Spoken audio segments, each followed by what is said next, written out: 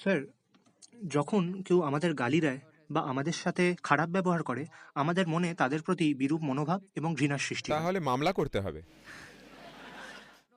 না মানে, কথাবার্তার মধ্যে যদি গালিগালাজ করে, আমাদের তাদের প্রতি শত্রুতা বা ঘৃণার মনোভাব তৈরি হয়। কখনো কখনো আমরা তাদের ক্ষমা করে দিই। আমার প্রশ্ন হলো, এই সীমাটা কি, যার বাইরে গেলে সেই মানুষটাকে শাস্তি দেওয়া উচিত, আর কখনই বা তাকে ক্ষমা করে দেওয়া উচিত? কখনই বা ব্যাপারটাকে আমাদের ভুলে যাওয়া উচিত? দেখুন, এটা অন্য মানুষটার বিষয় নয়। আপনি যেটা করতে পারেন, যদি আপনাকে বেছে নিতে বলা হয়, আপনাদের সকলকে বলছি, যদি আপনাদের বেছে নিতে বলা হয়, আপনি হয় বাঁচতে পারেন আনন্দের সাথে, পরম সুখের সাথে, নয়তো দুঃখের সাথে, রাগের সাথে, উত্তেজনার সাথে বা বিরক্তির সাথে। কোনটা আপনার স্বাভাবিক পছন্দ? আপনাদের বাঁচতে হবে, কারণ আমি আশীর্বাদ করতে চলেছি। আপনার স্বাভাবিক পছন্দ কোনটি? সানন্দের সঙ্গে বাঁচা, তাই না? কারণ প্রত্যেকটি মানুষ তার নিজের জন্য সবথেকে সেরা সুখটাই সব সময় খুঁজে বেড়াচ্ছেন। আপনি এটাকে আনন্দ বলতে পারেন, আপনি একে সুখ বলতে পারেন, এগুলো সবই শব্দের খেলা। মূলত আমরা সর্বোচ্চ সুখ নিজেদের জন্য খুঁজে বেড়াচ্ছি। যদি আপনার শরীর সুখময় হয়, আমরা তাকে বলি স্বাস্থ্য। যদি এটা খুব সুখময় হয়ে ওঠে, আমরা একে বলি পরিতৃপ্তি। আপনার মন মধুর হয়ে উঠলে আমরা একে বলি শান্তি। এটা অত্যন্ত মধুময় হয়ে উঠলে আমরা তাকে বলি আনন্দ।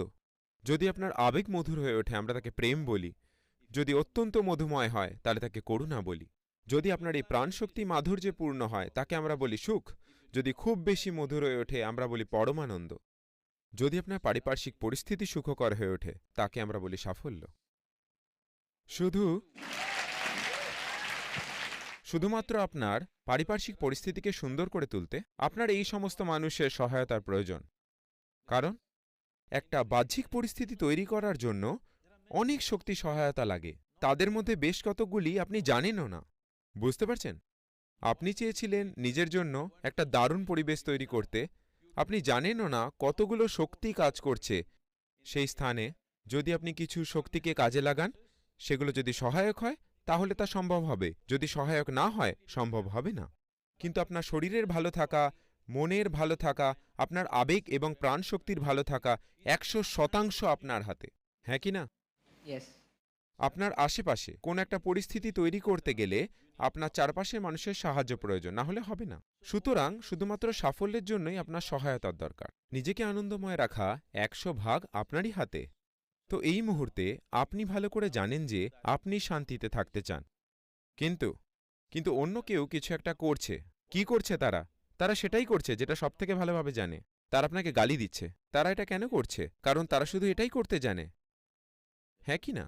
সেটা হলো, সেভাবেই তারা তাদের জীবনকে জানে, তাই তারা এটা করছে। আপনি যদি বিরক্ত হয়ে ওঠেন এবং ভাবেন যে তাদের কিছু আসবে যাবে, দেখুন এই জিনিসগুলো, এই রাগ, বিরক্তি, ঘৃণা, এগুলো হলো সেই বিষ যা আপনি খেয়ে আশা করেন যে অন্য কেউ মরবে। না, জীবন এভাবে চলে না। আপনি বিষ খেলে আপনিই মরবেন। জীবন খুব ন্যায়সঙ্গত। আপনি যদি বিষ খান, আপনিই মরবেন। খুবই ন্যায়সঙ্গত, তাই নয় কি? আমি বিষ খাবো আর আপনি মরবেন, সেটা কি ঠিক? সুতরাং যে সমস্ত লোকেরা রাগ, ঘৃণা, বিরক্তিতে আছেন, এটাই তাদের ব্যাপার। তারা বিষ পান করছেন। যখন আমি বিষ বলছি, I am not saying in a moral sense. আমি নৈতিক অর্থে বিষের কথা বলছি না। এই মুহূর্তে প্রচুর চিকিৎসা সংক্রান্ত প্রমাণ রয়েছে। আমরা আপনাদের রক্ত পরীক্ষা করে দেখাতে পারি যে ৫ মিনিট আপনি আপনার রক্ত পরীক্ষা করুন এখনই। ৫ মিনিট আপনি প্রচণ্ডভাবে রেগে থাকুন। আবার আপনার রক্ত পরীক্ষা করুন, দেখবেন আপনি সত্যিই রাসায়নিকভাবে বিষগ্রস্ত। সুতরাং আক্ষরিক অর্থেই আপনি বিষ পান করছেন আর ভাবছেন যে এটা ওদের ক্ষতি করবে। না, এটা শুধু আপনারই ক্ষতি করবে। তো আমি বুঝতে পারি না এটা, এটুকুই। এটা কোনো নৈতিক ব্যাপার নয়। আপনি রাগ করবেন নাকি রাগ করবেন না, আপনি নিজের ক্ষতি নিজে করবেন কিনা সেটা আপনার ব্যাপার।